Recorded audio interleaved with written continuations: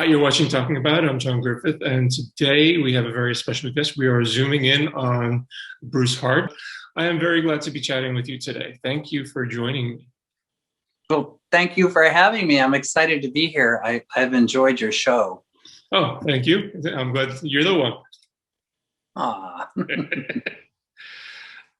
So you have quite the extensive resume. It's like, how did you get your interest in acting and performing begin? It's an interesting question, and I think I've answered it differently so many different times, but I have to really be honest. I grew up in the Midwest, and, I'm of a certain age where we didn't have a lot of the electronics and things like that, so we would make up skits. And in school, because my older brother, Paul, who's a film director in Hollywood, because he was doing a little bit of dabbling in acting, I just did the Me Too thing and copied. And I got a few parts, so it was kind of fun. And I think by the time I went away to college and then ultimately moved to California, I actually had no interest in doing this anymore, that's an honest statement. And randomly, because everybody thought would it be fun to go answer an audition call. So I answered one for a TV show called Just the 10 of Us. I think that was the first one. And I got a one-line part. And I was like, wow. So did it. It was really fun. And I guess I sort of became addicted to that. And then later on, of course, parts weren't that easy to get. That one was. That was going to be kind of my follow-up. It's like, well, that was easy, Well, that's what I thought. I thought, why do these people say it's so tough? But I had another producing partner. I produce now with my brother. My other producing partner's name is also Paul, confusingly. And we wrote and produced a bunch of 99-seat waiver theater in Los Angeles, which was wonderful because you have an audience and it's very different than filmmaking. And I, of course, produced for those and wrote the scripts or co-wrote the scripts. So I kind of fell into it, to be honest. And now that I'm doing it, I kind of don't want to give it up. Okay, so what did you end up majoring in college then, if this wasn't your end goal? Well, all right. So here I'm going to contradict myself because this was the era of find yourself, be what you want to be. I have a bachelor's degree in theater and advertising, and then I have a master's degree in business. So it's interesting, right? I'm such a dichotomy. I feel like they help each other, though. Okay. Yeah, absolutely. Because if you go into this industry without at least a little bit of a business head, you're gonna end up broke. True story. I was on some blog site, I think it's on Facebook, and young actors were asking questions. And one person said, well, what's the best way to be a successful actor and while you're struggling to still pay your rent and, make your grocery bills and things like that? I wrote, marry well, which was mean, but it's kind of true. So you kind of fell into it, but was the self-producing and writing, was that early on as you were building yourself up? A little bit of both, I think the theater, the 99-seat waiver theater, which I've mentioned for a reason, I think that really helped me to move into doing more of other people's projects because you have visibility, you're out there. In fact, one of the plays that we produced was called, what was it called? It was called Naked Deception. And it starred Dylan Box, and that actually became a movie. So, I mean, they kind of help each other. I hope I'm answering your question. I think so, because as you are now, you've got a pretty extensive resume across the board in streaming, in film, and on stage. I think part of it is just being aware of what the next big trend is. And I like to say that I'm more of a trend follower. I almost always am on the tail end. So when we were doing 99-seat waiver theater, it was already waning a little bit. There was still an opportunity. And I let me just roll the tape back a bit. The first time we ever produced a play, I'd gone to see a play. And I thought, wow, I'd like to do that. I bet I could. So I took the little paper program home. There wasn't really the internet at that point. And I called information and I got the name of who I to your point about trying to find the right person, I got the name of the person that produced the play. I cold called him and I asked him, how'd you do it? And I think he was flattered, thank goodness. And I just took as many notes as possible. And then I called some other folks that had produced theater. You know what I'm saying, right? So it's important to learn. And to your point about being on a trend, or my point maybe it was about being on a trend, 99-seat theater was already kind of becoming less of a thing because now suddenly the internet was there and we were seeing more things there. So I try to pay attention, you know? Mm-hmm. Well, it does sort of follow the evolution of everything because, yeah, there's different aspects of even within each genre of an art form. And it's like you have, mainstream, what a quote unquote mainstream cinema, mainstream theater. It's like alternative. The little stuff that goes on in the little black boxes. As far as theater, and you have cinema, queer cinema, and indie cinema, and where it all kind of weaves in and out of one another. And over the course of the last few years, that's changed so much. Yeah, and what I was saying in an interview I did recently, we reached a point where mainstream entertainment and independent entertainment are now touching. It's possible to work with what you call a name star in more of an indie project and vice versa. Because what most people don't realize is when you turn on your television set, it's not a broadcast from a signal tower anymore. It's an internet platform. Almost everything is internet based. And because of that, more things are produced to stream, and it kind of just opens up this arena to, I've worked with some people that have basically only done feature films, and suddenly, I'm working with them on a web series or an indie film, and sometimes it blows me away, like, wow, I loved you. You're great. Well, that's part of how it's going, because especially say this last year, there for the most part, more than 90% of the country had no movies. And we were kind of stuck behind the computer screen or behind the TV screen. The arts came to a halt. It's like, Broadway's been dark for over a year as we record this, and the television and film industry has slowly started to ramp up again with new protocols, and that's an adaptation in and of itself that slows down production.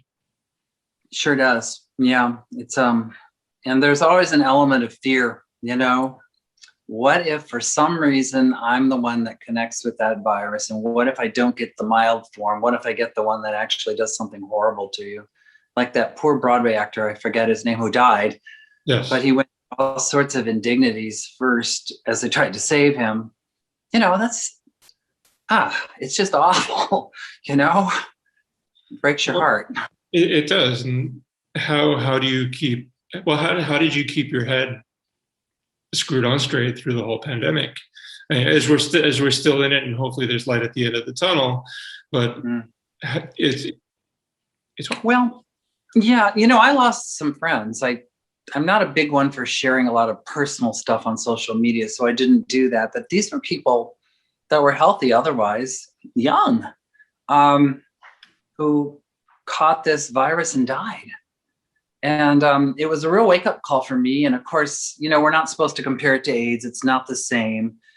But it kind of is in a way, because we didn't have a lot of information. I'm not going to go there about why we didn't have the information, but we didn't have a lot of information up front to better understand how to protect ourselves. And that's exactly the same with the AIDS virus. We didn't probably have good leadership then, and we certainly didn't during this pandemic. This crisis, yes. Yeah, and now we have information, so we know how to protect ourselves. But my gosh, we've lost 500,000 people or more in this country to that virus. It's terrible. It is, and it's you suffered losses, I've suffered losses, and I know people who survived who are not quite the same yet, because they have lingering symptoms, and they have COVID brain fog, and and it's difficult. But to answer your question about how does one survive or how did I survive, since last year and now, I do have a production company and I work with my brother and, we're very close. So we've been writing a lot of scripts with the anticipation of producing them. We've actually written 5 scripts, which tells you, how much pent up energy we have that we need to channel. But in terms of actually working, working as a producer or working as an actor, I've done a couple little projects, mostly, what do they call that? Socially distant, like Zoom type things. Yes. A Zoom reunion of one of the shows I was on. It was fun, but it wasn't as much fun. And I need to emphasize this. I don't really care for that as a performer. It's just, you don't have that same connection you have when you're in front of the camera with somebody, or if you're on stage with somebody. So, well, I can identify with that, because if I'm very grateful for Zoom and to have the ability to do this as we're doing right now, but I also miss the social aspects of going to the studio and doing the show live and taking phone calls from viewers and things like that. Yeah. And that's just an energy rush. And it's very different. And, as an actor, and if I'm jumping ahead, we now tape most of our auditions and submit them. And for a little while there, it got to the point where the casting directors were saying, unless it looks professional, like really professional, unless you drive to all these little taping houses popped up, pay them money and tape your audition and submit it, we're not going to consider you for a role. And then during the pandemic, they're all like, oh, what the hell, it's okay if you do it at home with a ring light, which is nice. But I fear we're returning back there. And one of the things, to your point about working in a studio and of course, working on a set, yada, yada, yada, is most actors don't know how to like themselves. I don't, you want, in a way, especially if you're an older actor like I am, to be a little protected. And it's much, much, much harder with the rinky-dink stuff we have at home. So there's also a little fear, I know, on my part and on others, that the more times we go out there unprotected, in a sense, with studio lighting, somebody's going to say, my God, oh, that's how he looks. I'm not going to hire him. Yeah. I hope they have the good sense to understand that high-def digital on a low-tech camera just isn't as good. It would make a 25-year-old probably not look so hot. Yeah, and as you said, not everybody knows some basic lighting techniques. If you have the light directly above your head or even slightly behind you, it's going to make you look 20 years older. Yeah, it's you as a person in your late 20s are a little bit more tech savvy. Exactly. You know what Marie Osmond told me? She said, and she got it from Lucille Ball, she said, tilt the camera down slightly, which I've done. And she said, you should bring that light in directly on your face. She said, that is the best lighting for people of a certain age. And if you watch, she does Publishers Clearinghouse sweepstakes. And she also does some diet product thing. Yeah, the NutriDiet. Yeah, she is squarely shot like that. And I'm like, it works. Of course, she's got professional cameras and lighting and all that. But, it's good sound advice, And probably a wig room all her own. I don't know. That's not a shot. That's not me taking a shot. I mean, they look great, but yeah, she could give Dolly a run for her money in the wig category. Hey, I use augmentation when I'm acting. I'm not using it now, but I mean, whatever it takes, right? That's funny. I a few years back, we covered a red carpet and Dolly was there. And when I saw her in person, I understood the high wigs. It gives her balance. Otherwise, she would look like boobs on a stick if she didn't have the big hair. She's a very savvy person. And she's like I guess Karen Perry to Cher, both of them have really learned how to survive in this business and all the ins and outs of new technology. Mm-hmm. I look to them and I think, wow, they're either really super smart, either have a good team, or they just spend time studying what's the next big thing, you know? It's amazing.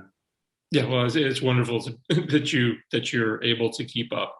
You know, it's a lot of people who would be in their position coast, and they are not coasting. Yep. But, circling back to LGBT film, a lot of the work that you've done has been in LGBT specific projects. Yeah. Do you think how is that evolving beyond beyond the technical aspects? Do you still see a theater as large a theater footprint as we've had in the past, or do you think that it'll be because of budgetary concerns and the lack of financing, it might be going almost completely toward streaming? I'll tell you, here's what I see, and I'm only answering this from an indie perspective because there's LGBTQ films that are made by studios. And then there are what we call queer cinema, which is really more, in my opinion, for and about LGBTQ people. And then there's, in the middle of that is some of the stuff I've been in, which could entertain a mainstream audience, or it could entertain a LGBTQ audience. I think what's happening, and I was on the tail end again of some of those lower budget indie features. I don't think they're good. I'll still make them, but I don't think a lot of people are going to be making those as much because they're actually expensive, even for being low budget. Mm-hmm. And I think the era of the web series, which I was also part of, it was a great time too. I think that's moved on. Again, that's kind of pricey. We're at a point now where people are making content. To pick up on that buzzword, content can be a number of things. It can be like my pal Drew Droege, who's hilarious. He does that Chloe. I love his Chloe. Right? Yeah, he's brilliant. He does a lot of things like that, one-offs. And then there's also this whole new aspect of these ultra low budget TV series, kind of like that show Fleabag that was on Prime, mm-hmm. where they have 6 to 8 episodes and they're done. And they shoot them quickly. They might shoot them in just one location. A web series almost emulated a mainstream TV series in the sense there were a lot of setups and camera moves and things like that. These don't. They're almost like Do you remember a TV show called Three's Company from the 70s? Oh, yeah, vaguely, yes. Okay, well, they had 3 cameras running, and it was kind of like a little stage play. A lot of the new stuff is like that. It's like, or telenovelas. And I'm seeing that's the next big thing.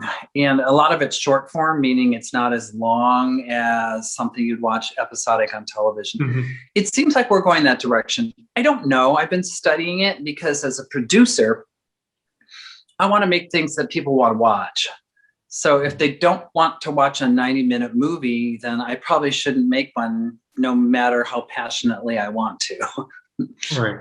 Well, a few years ago, I was working for a major cable network, and a lot of the behind-the-scenes discussions as their streaming platforms in the early phases were being introduced, the meetings were all about content creation. It wasn't about stories. It was those words, content creation. And I don't know if I feel that's good or bad. I think there's a place for everything, but I do enjoy the long form series. I personally want to tell the stories I want to tell. And some of mine aren't really even all that edgy. I mean, I haven't done any scripts about people with HIV or coming out or any of that, because a lot of other people are doing it well and brilliantly. What I like to do is tell stories about well-adjusted LGBTQ people who are living their lives and the interesting scenarios they can get themselves into. And for a while there, we've had an audience, and I need to depart for a second. One of my first movies that I ever produced was called Homewrecker. And it's old. You know, it was one of the first Netflix movies, believe it or not. And then it was on home delivery, and then it was on a bunch of platforms, and then it was gone because that's what happens to them. They go away. Well, during this pandemic, Prime put it back on. They put it back on because people were asking for it, because it's just a feel-good movie. You know, it has a happy ending. It's got bright colors, and the print they used was restored too. Not a print, but a file, because it's digital, and it looks especially nice. And where I'm going with is, I think there's room for both. Mm-hmm. And I would love it if we could rotate back a little bit and be doing indie features as well as some of this new content. And I was up for a role on one of these new series, which is why I'm speaking a little bit like an expert. But because of the pandemic, the whole project was shelved. So I probably would have been able to learn a little bit more by being on the set. So it's funny. How do you feel the quality is maintained through all that? Because a lot of LGBT content is asses and abs, and you're doing stuff with actual stories and storylines and laughter, and people who are over 25. Well, let's put it this way. Some of the stuff I've seen that's been produced isn't very good. The quality is awful. They have terrible sound and awful camera work. But that's true of some of the TV shows too. Mainstream studio shows, they're just not very well done because they're losing all of their technical people getting out of the business because it doesn't pay very well. I don't know necessarily if the things I produce are for 25-year-olds. I don't think that's really what you're asking me, but I'm a stickler for making people look attractive, no matter what their age. That used to be kind of a trait of an MGM movie. And, with a digital camera, you can only do so much. But I feel like here are the things that are important to me. Make the people look as attractive as possible. Have good sound. Clean up your sound at the end. There's a whole post-production package that a lot of people skip. Like, it's called Foley, doors opening, closing, footsteps. You strip the sound off from the set and you put in clean sound. I do that for everything I produce. I believe in a full score. You hire somebody to come in and score it. And if you have wonky sound in a scene, which is the worst thing ever for an actor, you have them come back and they have to, ADR or dub the dialogue. Right. Lucille Ball said when she was producing I Love Lucy, she wanted something home movies to screen for her kids. So she didn't want it on kinescope. She wanted it on film. Mm-hmm. I don't have any kids, but I want that stuff to be around. For example, Homewrecker. It came back because basically it isn't garbage. There isn't an out of focus shot or a hand coming into a frame, or you can't hear what they're saying. You have to keep adjusting the volume. It's like a movie, because it is. So, okay. And what about some of the people that you've worked with? I mean, you mentioned Dylan Vox and a friend of the show, Justin Utley, and some of the other people. What are some of the experiences that you've had with these people who are known in so many different areas of the industry? Oh, man, it's all very different. I have to say I have only good working experiences, so you're not going to get any smack from me. But I'm not looking for it, so I'm not looking. Oh, no, I'm just saying I'm not one of those people that's going to go on and say, it was bad. Whenever I read articles about how the cast didn't get along on a series or something, I'm like, well, what did you expect? I mean, it's a job. People show up and they do it and they go home. Mm-hmm. You might make a friend, right? But you're not there to party or make friends. You're there, hopefully, to bring to life what the author put into his or her script. Or their script, if I want to be gender neutral. I got to say something about working with Dylan. I learned so much working with him, and he did the stage play of Homewrecker. He was the star of Homewrecker. And of course, so he was in the film. He translated everything he did on stage to film, but was able to bring it down to the right level. And I learned so much working with him. He's really good with camera angles. And I don't think he'd mind me saying this, but he's really savvy about if you're going to be in a B movie, let's say they're only going to get one big take and that's it. He knows how to cheat out to the camera. And my brother directed Homewrecker, and he said, you don't have to do that. We're going to bring the camera around and get close-ups and two shots. And so it's funny. You work with the people that are pros, and David Pevzner is another one. David really gets it. He knows where the camera is. He knows what to do. And he'll ask a lot of the same questions that I now ask, like, are we just doing a two-shot, or are you going to swing around and they call it singles, of each person, that kind of thing. I worked with Tanya Alda from Mommy Dearest and Deer Hunter. Do you know who she is? She's Carol Ann. Yes, Carol Ann, yes. if you need Barbara, please. She does. Well, I don't know if she still does it, but she was doing midnight screenings of Mommy Dearest in New York sometimes. Just running the commentary. Oh, she's wonderful. She had a book out called The Mommy Dearest Diaries because she kept a diary while she was working on the film. You can buy that on Amazon Prime in paperback. And she has a new documentary coming out because her story of an immigrant coming to the United States is a really interesting story. I don't want to give any spoilers, but it's great that she's doing this. And she just did a Law and Order SVU. And working with her was great, though. She and I really clicked. Our questions were always the same. Things like, where's the camera? Am I in frame? Do you know what an eye line is? Yes. Yeah. So for those that are watching that don't, if after you shoot the main scene and then you shoot maybe me looking at Retanya talking, you want to make it look like you're really looking at Retanya. And she might not actually be there at this point. A script person might be giving you her lines. Although I think she usually was there. So I'll ask, does it work? Can you see me? And some of the other actors were saying to me, what is an eye line? I'm like, oh, you really should learn this, because if you mess up your close-up and the eye line doesn't work, they're not going to put your close-up in, you know? Right.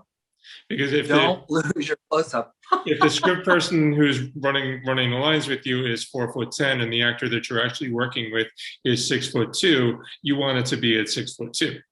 Oh, indeed. You know, and I work with Greg Louganis, who is just a doll. He played my husband on Old Dogs and New Tricks for a few episodes, and he has a wicked sense of humor. He's really funny.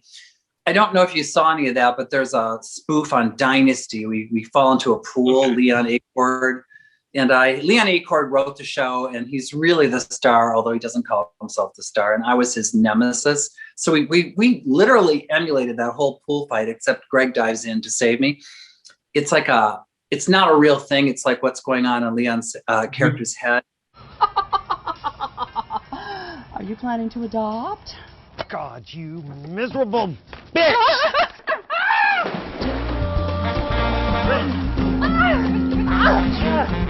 I'll save you!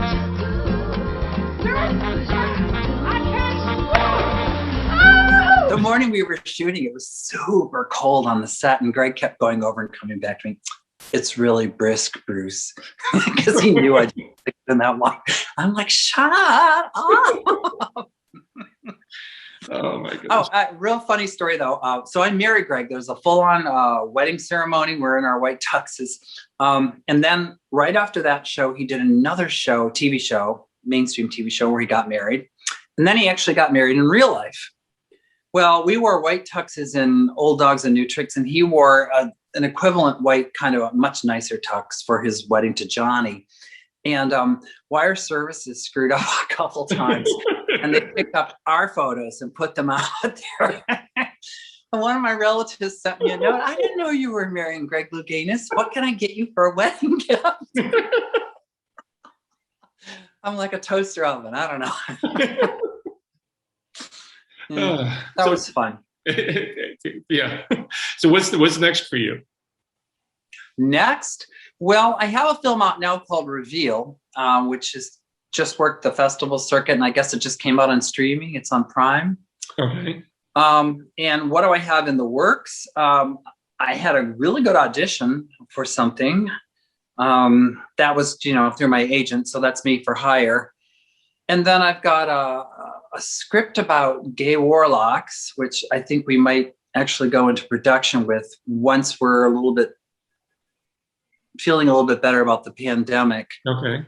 And I've got a couple other projects. I have a Valentine's script, very Hallmark derived, which is also LGBTQ. And then my brother and I have written a television movie script for Lifetime, which is just a mainstream story. Okay. So we'll see where those go. I don't know. Well, I hope for the best. Is it with like we said at the beginning, it's like with every 20 things you throw out there, you're lucky if one comes back. Absolutely. Reveal is really a charming film. It's a story. It's a short film about a guy who brings home his boyfriend to meet his family. And he chooses the occasion of a gender reveal party. which is kind of ironic, right? Mm-hmm. And when they get there, the family's kind of crazy. I play the uncle who's closeted gay, doesn't even want to admit he's gay. And I start hitting on his boyfriend. And the whole thing just kind of snowballs from there. What I really liked about that film, though, is we shot it on sets. It wasn't shot on location, and it was shot with a Hallmark crew, even though it was not a Hallmark production. So we had a real treat working because everybody there was everybody knew their job. There was a continuity person, you know, it was just like clockwork. And I thought the director was great too. He was really good with lighting, made sure everybody looked their best. You know, me as the older uncle, I still didn't want to look like I, you know, was ancient. So he took care of those problems too. Okay, so the audience should definitely check that out. Where is it streaming? You can see it on Prime and on YouTube now, and I think those are the two primary outlets. It won a whole bucket of awards too. And I'll tell you this, it was a shame that it came out during the pandemic because it was in almost every festival, but they were all online. Mm-hmm. It's not the same. I mean, we need those festivals. We need those festivals. Sometimes you go to a small town and there's a festival. It is the only event they have that year for LGBTQ folks to gather. So I hope we can get back to some semblance of normalcy, and those festivals haven't gone out of business. Hopefully, yeah. Things will get back to some form of normalcy. Yeah. Where can people find out more about you? Oh, very easily. You can follow me on Twitter. And I'm Bruce L. Hart there. I think I'm actually wearing this sweatshirt in the photo. I tend to do a little bit more politicking there and retweeting. And if you're wondering, I'm to the left. I'm a Biden supporter, FYI. On Instagram, more pictures and things like that. I'm Bruce384 if you want to find me.